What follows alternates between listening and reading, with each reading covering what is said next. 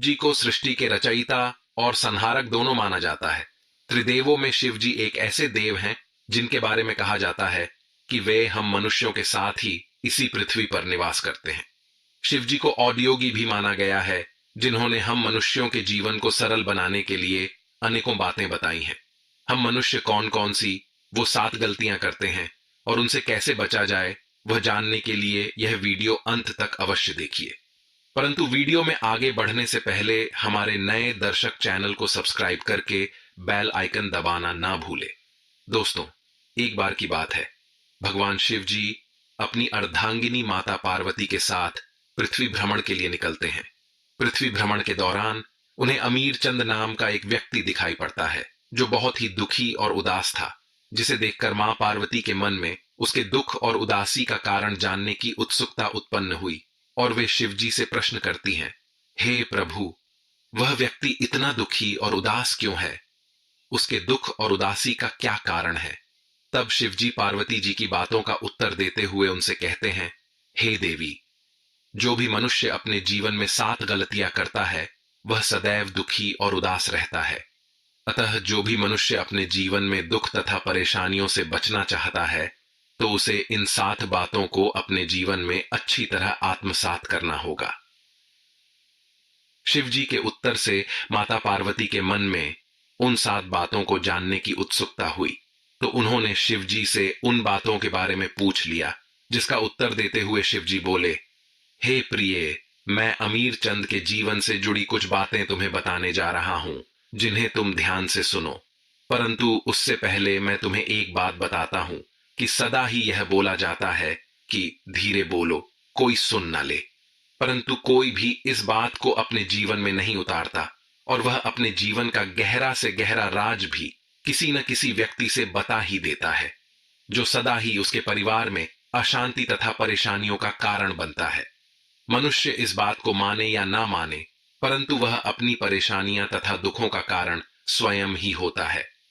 महादेव मां पार्वती से कहते हैं, हे प्रिय, मैं अमीर चंद के बारे में आपको कुछ भी बताऊं उससे पहले मैं आपसे जो बताने वाला हूं उसे ध्यान से सुनिए। मानव अक्सर यह बोलता है कि धीरे बोलो, कोई सुन ना ले, और यह बात अक्सर मानव के मुंह से निकलती ही रहती है। लेकिन सोचने की बात यह है कि इस वाक्य पर कोई अमल नहीं करता है, क्योंकि कितना भी गुप्त राज हो, मानव किसी न किसी के कानों में बता ही देता है, और अक्सर परिवार में अशांति का कारण मानव स्वयं ही होता है। भगवान शिव आगे कहते हैं कि मनुष्य इस बात को स्वयं अनुभव कर पाए या ना कर पाए, परंतु यही सत्य है। स्वयं को दूसरों के आगे बड़ा दिखाने या फिर स्वयं के लिए दूसरों के मन में सांत्वना या दया का भाव पैदा करने के लिए जाने अनजाने में मानव स्वयं ही अपने राज दूसरों को बता देता है, जो एक ना एक दिन दुख और झगड़े का कारण बन जाता है, जिसके बाद मनुष्य को अपने किए पर पछतावा होता है। हे प्रिय, आज मैं आपको अमीर चंद के बारे में कुछ ऐसी बातें बताऊंगा जिन्हें जानकर आपको यह झांत हो जाएगा कि किसी भी मनुष्य को अपने जीवन के ये 7 गुप्त राज किसी को भी नहीं बताने चाहिए, और क्यों नहीं बताना चाहिए उसके पीछे का कारण भी बताऊंगा। इतना कहकर शिव जी अमीर चंद के पड़ोस के गांव में शिव भक्त का रूप धारण करके वहां निवास करने चले जाते हैं। अमीर चंद बहुत ही गरीब था। वह इतना गरीब था कि वह अपने परिवार वालों के लिए 2 समय के भोजन का भी प्रबंध नहीं कर पाता था। ऐसा नहीं था कि वह आलसी या कामचोर था, वह मेहनती था और काम की खोज भी करता था, परंतु उसे कोई भी काम नहीं देता था। काम की खोज में वह दिन भर यहां वहां भटकता रहता और शाम को निराश होकर घर लौट आता। अमीर चंद की बेरोजगारी से उसकी पत्नी बेहद ही निराश रहती थी और उस पर जल्द से जल्द कोई न कोई काम ढूंढने का दबाव बनाती थी। काम न मिलने और अपनी पत्नी की बातों से परेशान होकर एक दिन अमीर चंद उससे कहता है कि मैं काम की तलाश बहुत करता हूं, परंतु मुझे कोई भी काम देने को तैयार नहीं है। मैं जहां भी काम मांगने जाता हूं, वहां से मुझे यह कहकर भगा दिया जाता है कि हमारे पास कोई भी काम नहीं है। अब तुम ही बताओ कि मैं क्या करूं। मैं तुम्हें और बच्चों को कैसे पालूंगा, ये चिंता मुझे दिन प्रतिदिन अंदर ही अंदर खाए जा रही है। अमीर चंद की बात पूरी सुन लेने के बाद उसकी पत्नी बोली, तुम एक व्यक्ति के पास केवल एक ही बार काम मांगने जाते हो, वह मना कर देता है तो दोबारा उसके पास जाते ही नहीं, परंतु तुम्हें उसके पास दोबारा काम मांगने जाना चाहिए और उसे अपनी गरीबी और मजबूरी के बारे में बताना चाहिए और उसकी हमदर्दी लेनी चाहिए। तुम्हारे बारे में जानकर वह अवश्य ही तुम्हें कोई ना कोई काम दे देगा। अमीर चंद को यह बात सही लगी और उसने बिल्कुल वैसा ही किया। वह उस सेठ के पास दोबारा काम मांगने गया जिसने पहले उसे काम देने से मना कर दिया था और उसे अपनी गरीबी और मजबूरी बताकर उसकी हमदर्दी प्राप्त कर ली। उस सेठ ने अमीर चंद की मजबूरी को समझते हुए उस पर तरस खाकर उसे अपने यहाँ काम पर रख लिया और वह कई दिनों तक उस सेठ के यहाँ पूरी ईमानदारी और मेहनत से काम करता रहा। परंतु जब उसे यह पता चला कि वह सेठ उसे अपने यहाँ काम कर रहे दूसरे मजदूरों से कम वेतन देता है, तो उसे बहुत ही ज्यादा दुख हुआ।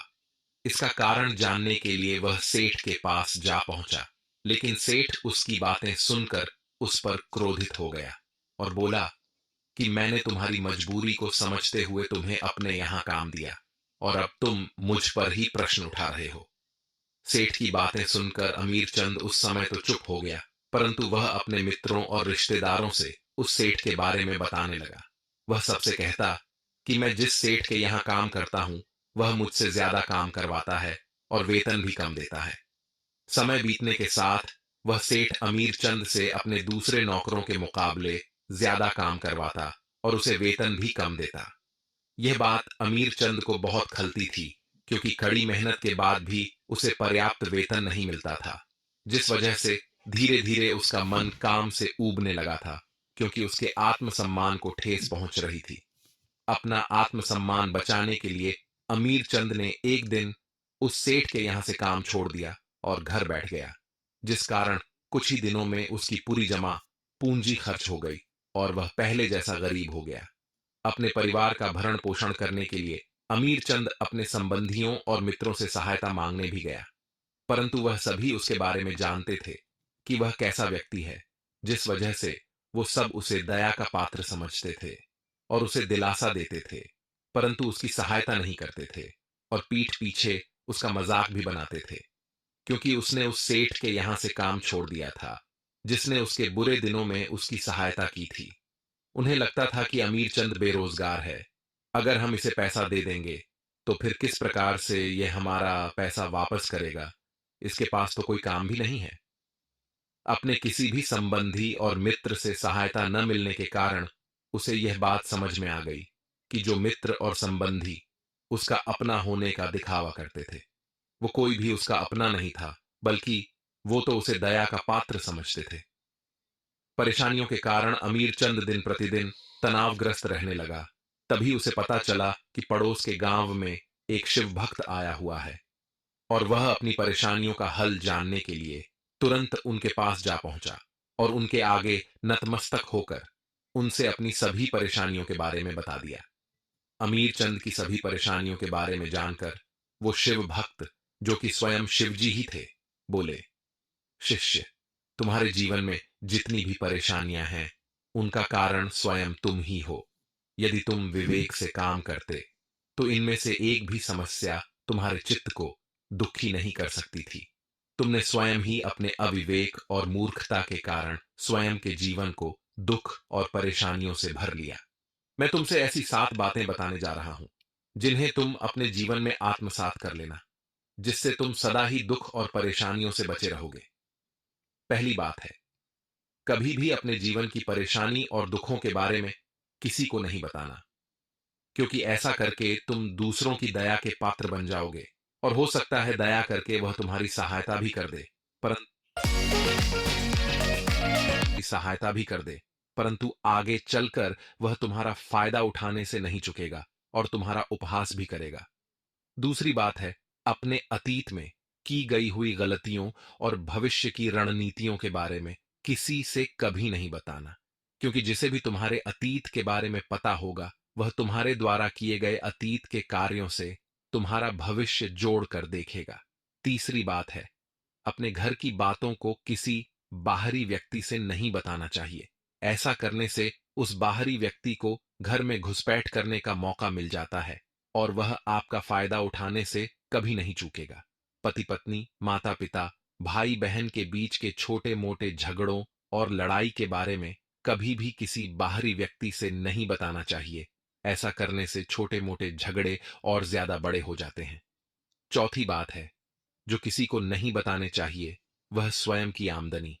यदि आपकी आय कम है तो हो सकता है आवश्यकता पड़ने पर आपके सगे संबंधी एक बार आपकी सहायता कर भी दे, परंतु सदा सदा के लिए आप उनकी दया और मजाक के पात्र बन जाएंगे।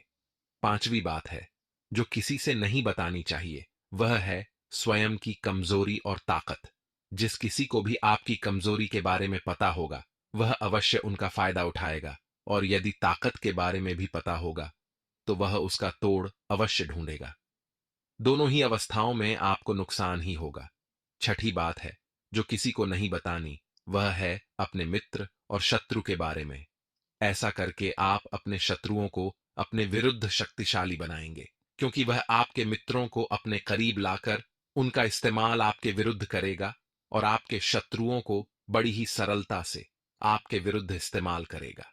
सातवीं और आखिरी बात है अपने द्वारा किए गए दान और पुण्य के बारे में किसी से नहीं बताना चाहिए। ऐसा करने से आपके अंदर अहंकार निर्मित होगा जो आपके विनाश का कारण बनेगा। शिव भक्त ने ये जो 7 बातें अमीर चंद से बताई थीं, उन्हें आप अपने जीवन में आत्मसात करके अपने जीवन को सुखमय और आनंदमय बना सकते हैं, क्योंकि इन बातों में संसार के सभी सिद्धांत छुपे हुए हैं।